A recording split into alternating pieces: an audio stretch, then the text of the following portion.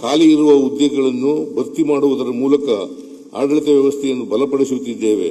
ನಮ್ಮ ಚುನಾವಣಾ ಪ್ರಣಾಳಿಕೆಯಂತೆ ಉದ್ಯೋಗ ಸೃಷ್ಟಿಗೆ ನಾವು ಆದ್ಯತೆ ನೀಡಿದ್ದೇವೆ. ಈ ವರ್ಷ 56,432 ಹುದ್ದೆಗಳನ್ನು ಭರ್ತಿ ಮಾಡುವ ಪ್ರಕ್ರಿಯೆಗೆ ಚಾಲನೆ ನೀಡಿದ್ದೇವೆ. ಉದ್ಯೋಗ ನೇಮಕಾತಿಗಳಲ್ಲಿ ನ್ಯಾಯಾಲಯದ ಪ್ರಕರಣಗಳಿಂದ ಉಂಟಾಗಿದ್ದ ವಿಳಂಬವನ್ನು ಪರಿಗಣಿಸಿ ವಯೋಮಿತಿಯಲ್ಲಿ 1 ಬಾರಿಗೆ 5 ವರ್ಷಗಳ ಸಡಿಲಿಕೆ ನೀಡಿದ್ದೇವೆ. ಸರ್ಕಾರ ಹುದ್ದೆಗಳನ್ನು ಭರ್ತಿ ಮಾಡುವುದರ ಜೊತೆಯಲ್ಲಿ ರಾಜ್ಯದ ರಸ್ತೆ, ಸೇತುವೆ, ಕಟ್ಟಡಗಳ ನಿರ್ಮಾಣಕ್ಕೂ ನಮ್ಮ ಸರ್ಕಾರ ಆದ್ಯತೆ ನೀಡುತ್ತಿದೆ.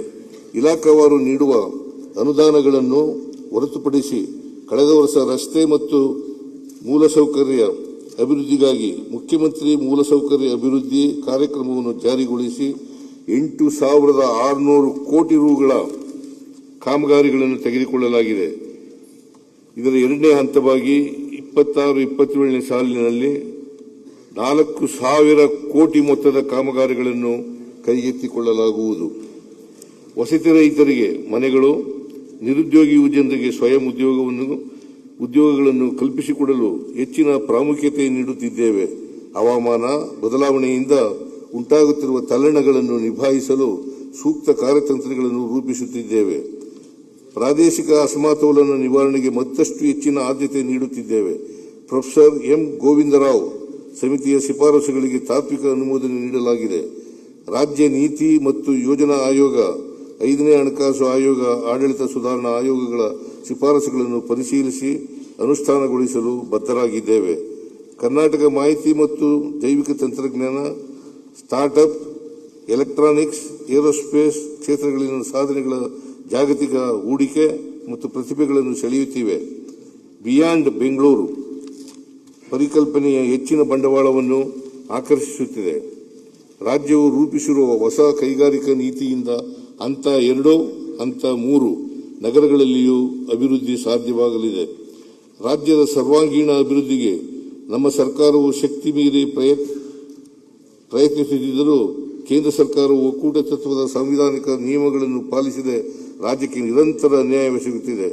ಕೇಂದ್ರ ಪುರಸ್ಕೃತ ಯೋಜನೆಗಳಲ್ಲಿ ತನ್ನ ಪಾಲಿನ ಕಡಿತ, ಕೇಂದ್ರದ ಯೋಜನೆಗಳಲ್ಲಿ ತಾರತಮ್ಯ, 15ನೇ ಹಣಕಾಸು ಆಯೋಗದ ಶಿಫಾರಸುಗಳಿಂದ ತೆರಿಗೆ ಹಂಚಿಕೆಯಲ್ಲಿನ ಅನ್ಯಾಯ, ಅದೇ ಆಯೋಗವು ಮಾಡಿದ್ದ ವಿಶೇಷ ಶಿಫಾರಸುಗಳನ್ನು ಕೇಂದ್ರ ಸರ್ಕಾರ ಅನುಷ್ಠಾನ ಮಾಡದ ಕಾರಣ ಉಂಟಾದ ಆರ್ಥಿಕ ನಷ್ಟ ಮತ್ತು ಜಿಎಸ್ಟಿ ದರಗಳನ್ನು ತರ್ಕಬದ್ಧಗೊಳಿಸುವ ಅಕಾಲಿಕ ನಿರ್ಧಾರದಿಂದ ರಾಜ್ಯದ ಬೊಕ್ಕಸದ ಮೇಲೆ ಬಿದ್ದ ಹೆಚ್ಚುವರಿ ಹೊರೆ ಮತ್ತು ಒತ್ತಡಗಳನ್ನು ನಿಭಾಯಿಸುವುದು ಸವಾಲಿನ ಕೆಲಸವಾಗಿದೆ.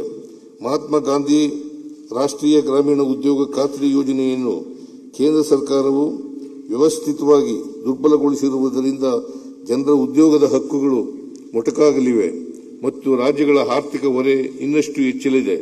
ಈ ಕಾರಣಗಳಿಂದ ರಾಜ್ಯದ ಹಿತಾಸಕ್ತಿಗಾಗಿ ಪಕ್ಷಾತೀತವಾಗಿ ಎಲ್ಲರೂ ಒಗ್ಗೂಡಿ ಕೇಂದ್ರ ಸರ್ಕಾರದ ಮೇಲೆ ಒತ್ತಡ ಹೇರಲೇಬೇಕಾಗಿದೆ.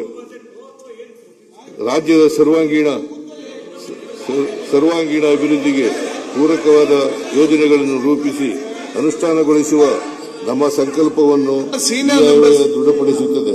ಕೇಂದ್ರ ಸರ್ಕಾರದ ಅಸಹಕಾರದ ನಡುವೆಯೂ ಆರ್ಥಿಕ ಬೆಳವಣಿಗೆಯೊಂದಿಗೆ ವಿತ್ತೀಯ ಶಿಸ್ತು ಪಾಲಿಸಲು ಸಾಧ್ಯವಾಗಿರುವುದು ನಮ್ಮ ಆಡಳಿತದ ವಿಧಾನದ ಮಾದರಿಯಾಗಿದೆ. ಈ ಆಯವ್ಯಯವು ನಾಡಿನ ಉಜ್ವಲ ಭವಿಷ್ಯವನ್ನು ಕಟ್ಟುವ ದೃಷ್ಟಿಯಿಂದ ರೂಪಿತವಾಗಿದೆ.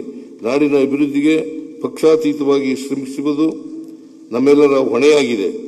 ನ್ಯಾಯವು ನಮ್ಮ ಪರವಾಗಿರುವಾಗ ಈ ಹೋರಾಟದಲ್ಲಿ ನಾವು ಸೋಲಲು ಸಾಧ್ಯವೇ ಇಲ್ಲ. ಈ ಹೋರಾಟವು ನನಗೆ ಹರ್ಷದಾಯಕ ಸಂಗತಿಯಾಗಿದೆ. ಇದು ಪರಿಪೂರ್ಣ ಅರ್ಥದಲ್ಲಿ ಆಧ್ಯಾತ್ಮಿಕವಾದ ಹೋರಾಟವಾಗಿದೆ. Doctor B R. ಅಂಬೇಡ್ಕರ್. ರಾಜ್ಯದ ಆರ್ಥಿಕತೆ. ರಾಜ್ಯದ ಜಿಎಸ್ಟಿಪಿಯು 2025-26ನೇ ಸಾಲಿನಲ್ಲಿ %8.1% ನೈಜ ಬೆಳವಣಿಗೆಯನ್ನು ದಾಖಲಿಸಿದ್ದು, ದೇಶದ ಜಿಡಿಪಿ ಬೆಳವಣಿಗೆ %7.4 ಗಿಂತ ಹೆಚ್ಚಿಗೆ ಇರುತ್ತದೆ. ಆರ್ಥಿಕತೆಯಲ್ಲಿನ ಈ ಸದೃಢ ಬೆಳವಣಿಗೆಯು ರಾಜ್ಯದ ಎಲ್ಲ ವಲಯಗಳ ಸಮಗ್ರ ಬೆಳವಣಿಗೆಯಿಂದ ಸಾಧ್ಯವಾಗಿದೆ. 2025-26ನೇ ಸಾಲಿನಲ್ಲಿ ರಾಜ್ಯದ ಆರ್ಥಿಕತೆಯ ವಿವಿಧ ವಲಯಗಳಲ್ಲಿ ಸಮತೋಲಿತ ಬೆಳವಣಿಗೆ ಕಂಡುಬಂದಿದೆ.